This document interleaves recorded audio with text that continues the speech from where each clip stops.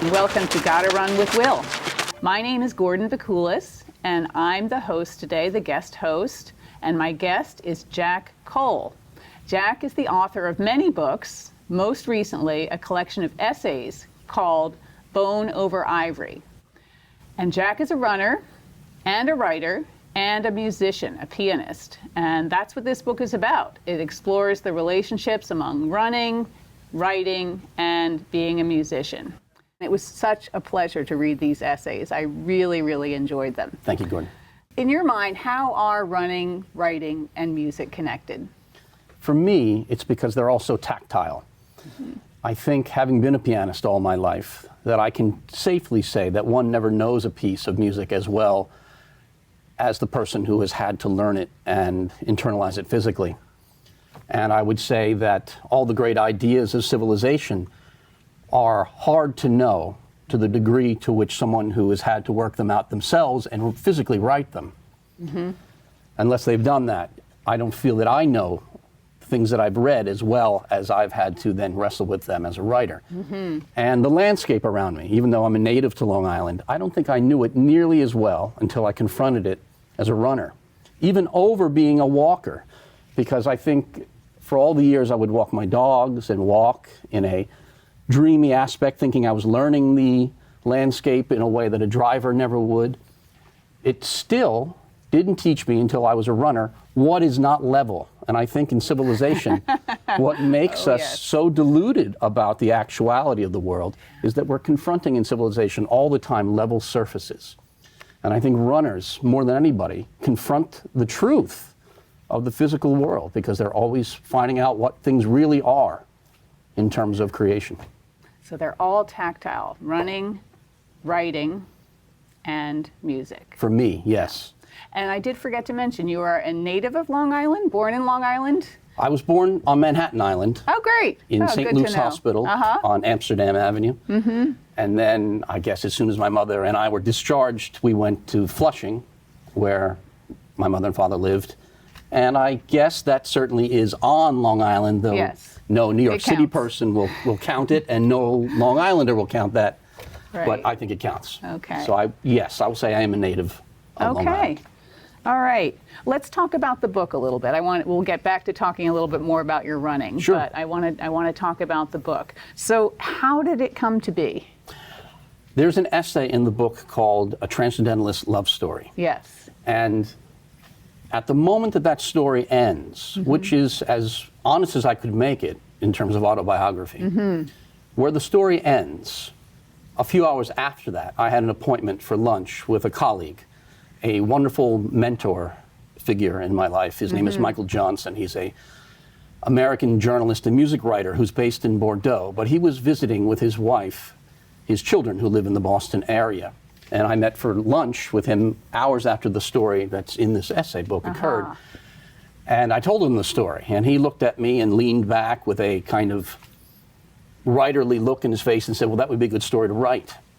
And I said I wasn't ready for it because it was the end of a romance kind of story. Yes, yeah. And he said, well, give me something about the Liszt Sonata, which is a piece that means a lot to me.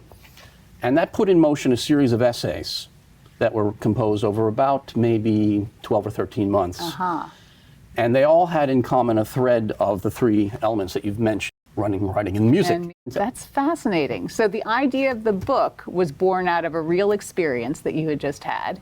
And then the first essay was suggested by this mentor of yours. Yes, which was in a way a distraction from the immediate story that had just occurred. Right. And then what happened is they all seemed to have in common, despite the disparate elements of running, writing, and I keep thinking I had this three and I can't track them: running, writing, and music. And which is the one that I know the least about. I feel like I know a fair amount about running and writing. I hope I know a little bit about. Well, I think you know more than you suspect. I think a lot of people, I think so. I think a lot of people elevate it to a very poetic, intellectual level. Bingo. It's very, very tactile. I think running and practicing are so close. They depend on our ability to endure repetition. Yes. And to endure repetition with imagination. Mm-hmm. And repetition looking forward to a result that we can't realize in the immediate present. That is true. I mean, my extremely limited experience with music was about 6 weeks of piano lessons as a child, and then some later choral music in young adulthood, in high school and college. But no talent and no illusion of ever pursuing that in a serious way. But yes, well, what the thwarted your repetition, piano work? A lack of interest? Yeah. Okay.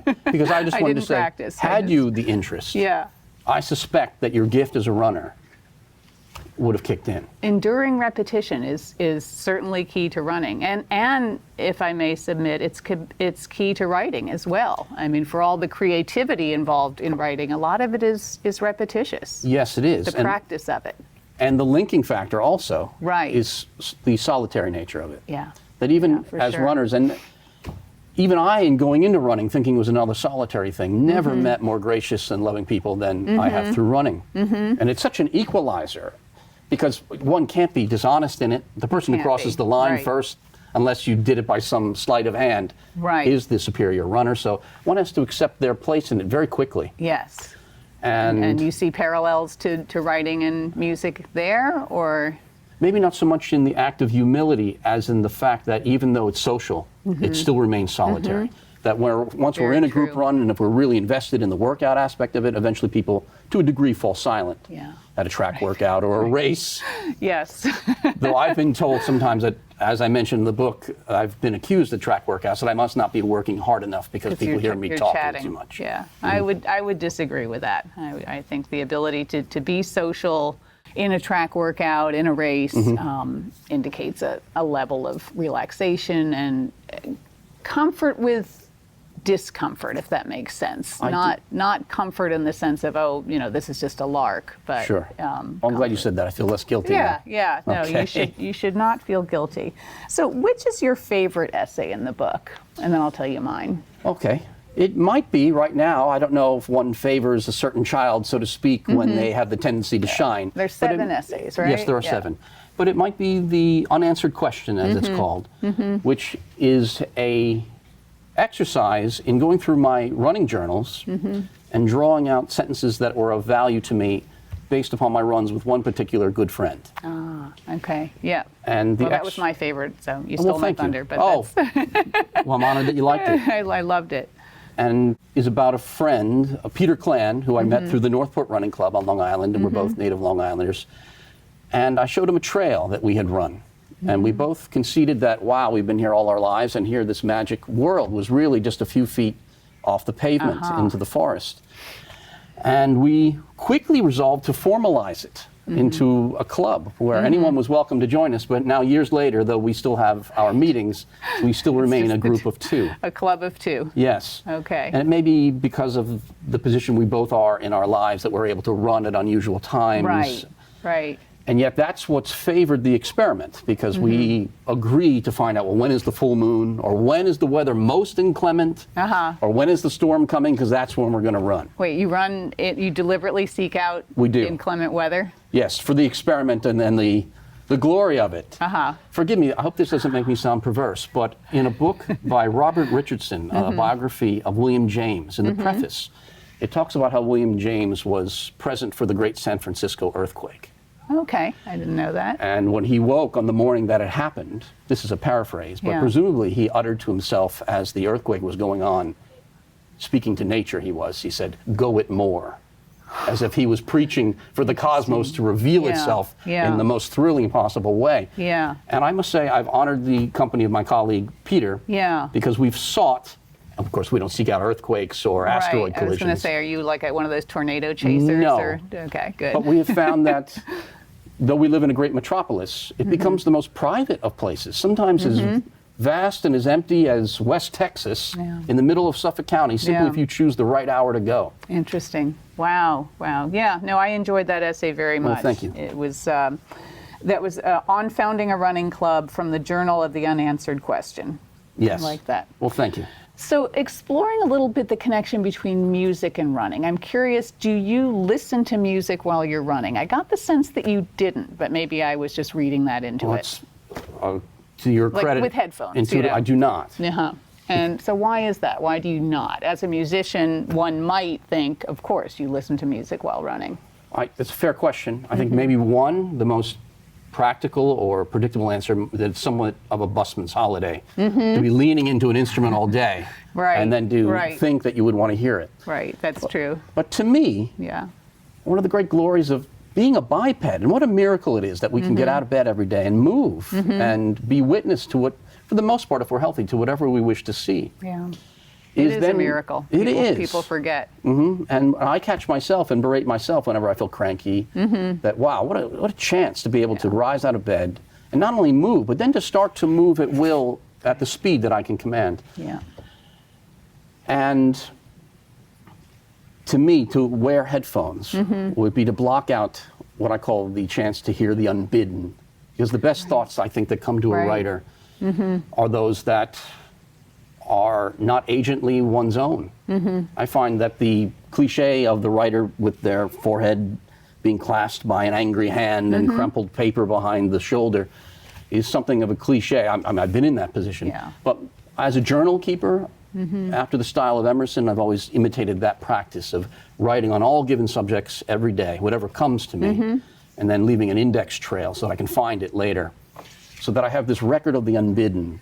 And the unbidden comes best to me, whether it is as pianist or musician, when I'm in the woods running.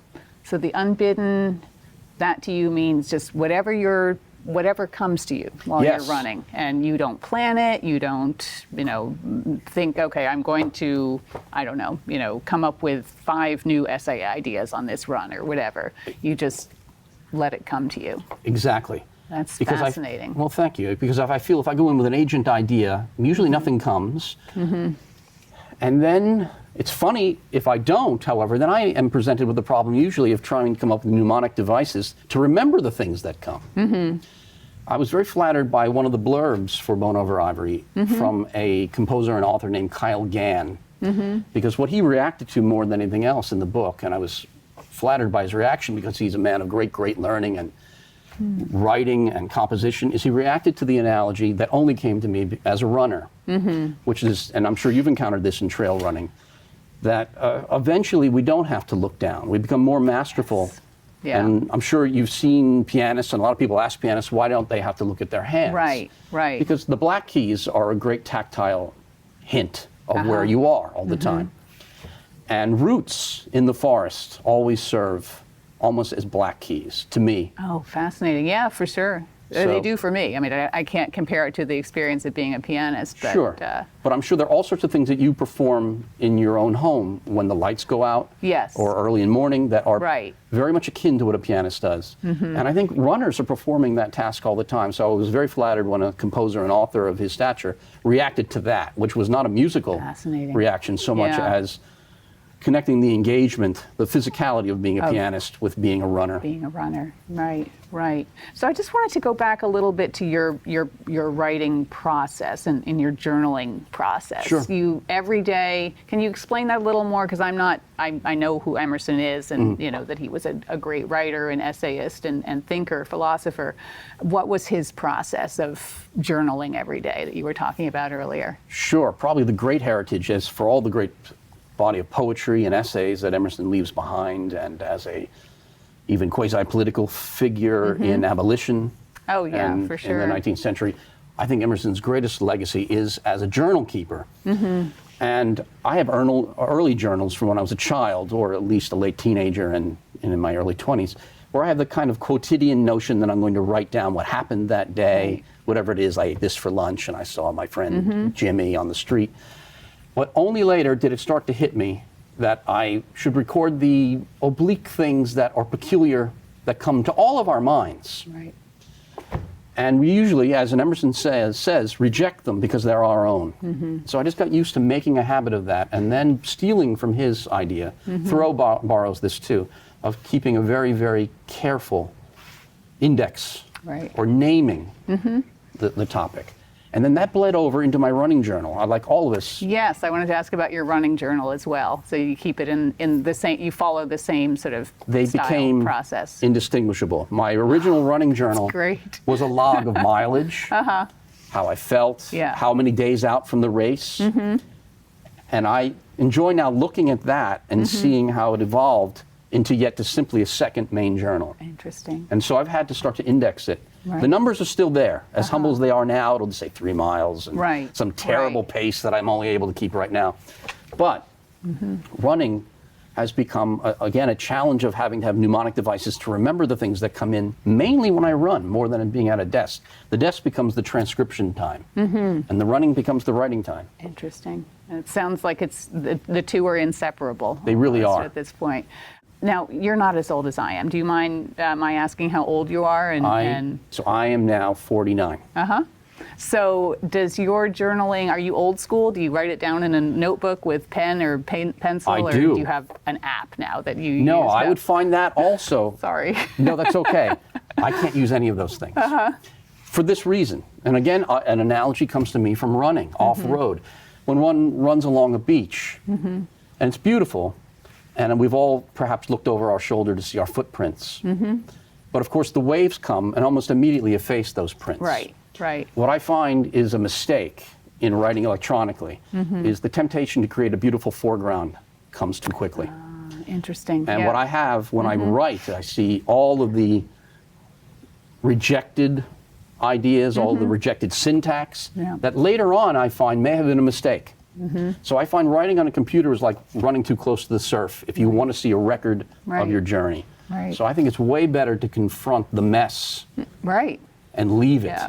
So if you I don't want to say make a mistake, but like think Sure. of a better or a different way to say something, you just would cross it out and Yes, so I leave that. Yeah. And then sometimes That's look great. underneath the crossouts. right. And the other Right. day I was finding that in writing a new essay, I don't know why, because this has become now a new thing in the journal to meditate. I seem to favor the older entry, Interesting. as if I trust the person Okay. who still has the same idea but thought it at Yeah. another time. Right, right. So it's Well, almost it like a was- plagiarism of oneself.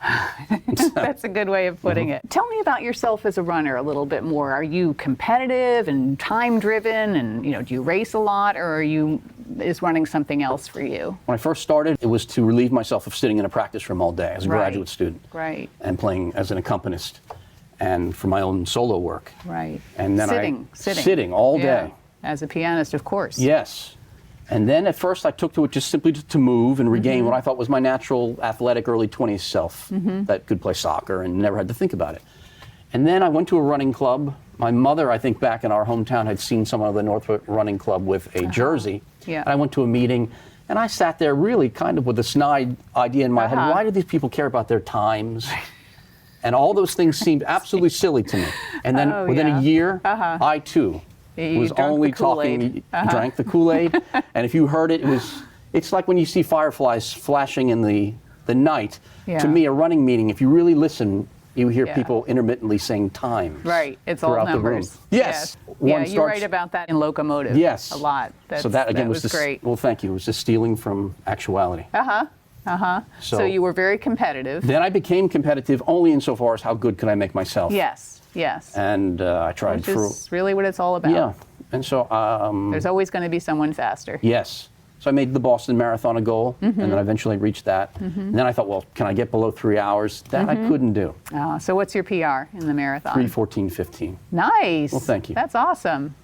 So Great. And you did mention you ran the New York City Marathon a Did that couple of times. twice, yes. Twice, 2001 and 2007. and that Bravo. is, well, thank you. But that's to the credit of all the people who do the work to have it Yeah. realized. It's a And lot that of is- work. I can believe attest it. to that.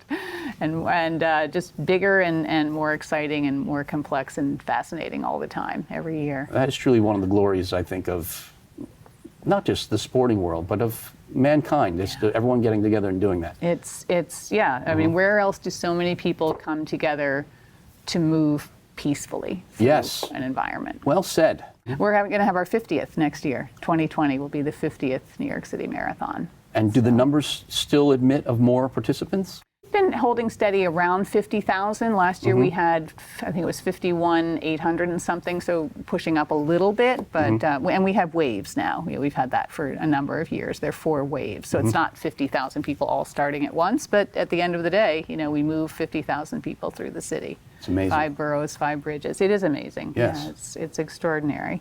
Have you moved away from competitive running? Do you race less now than you used to? I do. Is that just because you're slower? Forgive me for saying, but most of us do slow down as we get older. Or have your interests changed, or is it a combination of both? Maybe a combination of both, and maybe recovering what I thought was the glory of walking, that one can pause. Oh. And yet I decided to become like the observant walker, but still running. Right, yeah, and that is in the essay about the unanswered question. Yes. That you and your partner, your clubmate, Yes. the club of two, you do give yourselves permission to stop and walk, and even stop completely. We do, and we've noticed that if you have running clothes, you you remember the old generalization that almost any building can be penetrated if you have a clipboard? Right.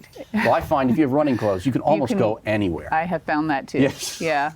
And as I joke in the book, trespassers will be prosecuted, not me. Right. In fact, my friend, when we encounter fences and I'm meditating whether or not we should cross it, he's usually on the other side already. So running clothes seem to be the skeleton key to looking at your own landscape. Maybe because it broadcasts, as you were mentioning about how peacefully 50,000 people travel through the city, that a runner intimates something outside of a cultural history in a way. It's that's true. Like Homo sapien in his purest form. And you're saying, well, if they're engaged in that, how much harm can you be doing? You know, you're wearing a skimpy little outfit, so you're not really concealing anything. Right. And, you know, your intentions are peaceful. Yes. And then as I joke, and there have been maybe 2-3 times when someone has mentioned that we maybe shouldn't be there, you're already in the act of flight. Right. So, like, see ya. Yes, bye. Exactly. So we don't even linger to make an apology. Right. So outside of your running club mate, do you run with groups of people, or do you usually run alone when you're not running with? I run alone. What's his name? Peter? Peter Klan. Peter Klan. And to a degree, he also came from a music-oriented field. Oh, he interesting. Was working before Bleecker Street Records closed down in the Village. Oh, wow. He was managing that store, and so we would discuss all sorts of issues of music culture at first when we were running. But I've also, I would say, some of my best alliances, even outside of Peter, have been through the Northport Running Club. Yeah. And you mentioned Gary Murky. He and I aren't particularly close. Winner of the first New York City Marathon. And Kathy Martin. Yes, a tremendous world-class runner, now in her 60s, I believe. Also in the Northport area. Yeah. And then just great, good old-fashioned friends in Northport. Eric Veach, Amos Ben Horan, people that I would never have met. Yeah. But for running. Right. Yeah, well, running is a great equalizer. You know, it's you don't know if the person running beside you is a corporate president or, you know, a garbage collector. Yes. And it doesn't matter, you know, in the context of what you're doing, it doesn't matter. And there are no filters, you know, when you run with someone, you let your guard down. Yes. And, you know, maybe it's because you sense, as we were saying before, that the runner, the person means you no harm, you know, is just engaging in something to try to better himself or herself, and just sort of be open to the world, to the experience of being alive and being a physical being. Well said. And as for myself, that the three selves of myself, the runner, the writer, and the musician, that those three weren't also that different than each other. That's what I have found. Right. So you mentioned earlier that you don't use any running apps. Do you use social media as a runner? Do you record your runs on Strava or communicate with runners via Instagram or Facebook or any of the social media? I probably should. I'm probably just a Stone Age thinker in those respects. There's no shoulds. There's no right answer to this question. But maybe as a writer, I feel that what I like to still stand by is the notion that text is a step a little further in interpretation. Yeah. That we can all document with a camera what we have done, but we still haven't interpreted it. So I think maybe, in fact, again, my colleague Peter Klan had asked me once to meditate whether or not we should use the cameras, and if I was going to resist it, why? Right. And in my journal, that's what I wrote, that I still felt that when I was compelled to go home and write up the run, that then I interpreted things about it, as opposed to the feeling that I was contented that I had documented it. Yes. So I feel that two things are accomplished in the journal, that one documents it, then they're compelled to see what the greater essence is. Yeah, that does get lost. I agree. Through social media, but for me, it's a wonderful way to connect. Well, I need to learn from someone. I simply just don't know.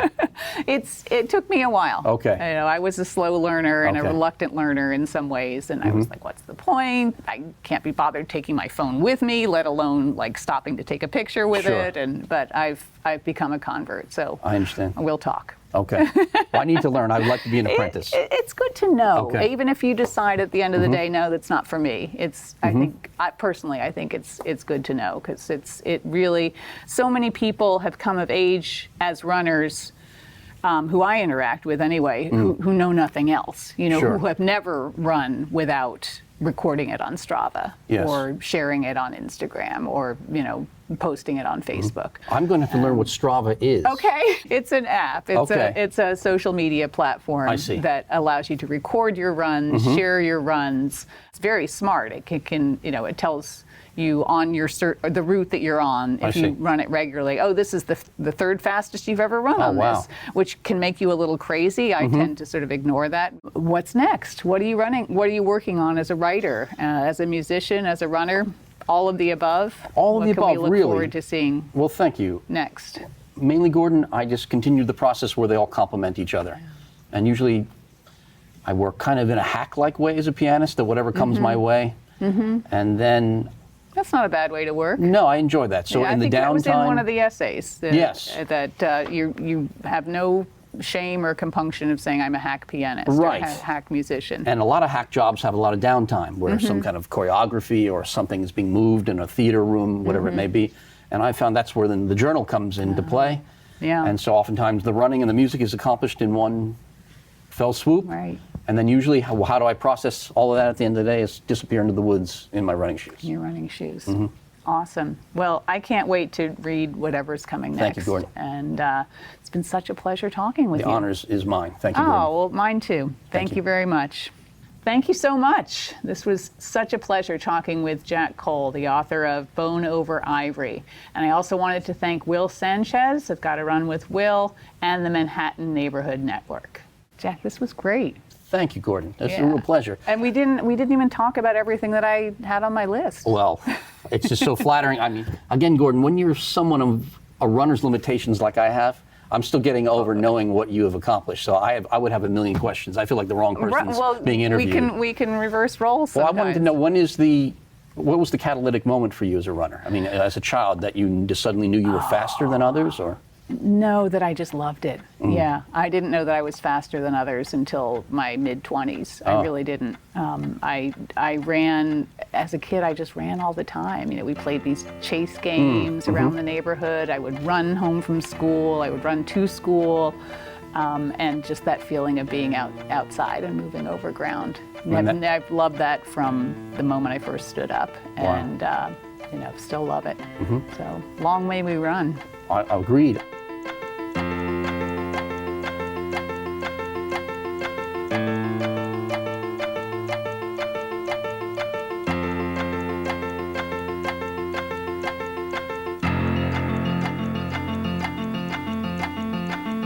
I'm Gordon Bakoulis, and I've been the guest host today on Gotta Run with Will. And I just really want to thank Will Sanchez for this show. It is such a pleasure to listen to the interviews, to watch them, and to just feel the camaraderie with all the other runners who've been on the show, all the other runners that watch the show. It really brings us all together as a community here in the greater New York area, and to know that people are watching and listening all over the world. So I'm really appreciative of that. And I'm also appreciative of New York Roadrunners for giving me the opportunity to come on the show. They're always very supportive when I have a role on the show. And I know they have a great partnership with Will as well. So thank you. Gotta run. Hello, my name is Jack Kohl, and I'm a pianist and an author. And I'm forever grateful to Will Sanchez and his entire team, and especially today to Gordon Bakoulis for her generosity and her intellect and all of her imaginative questions in discussing the grand topic of running. And I'm also forever grateful to Long Island and all my friends and family there who have always supported the notion that running is just as worthy a pursuit as anything in the arts and sciences that we pursue each day. Gotta run.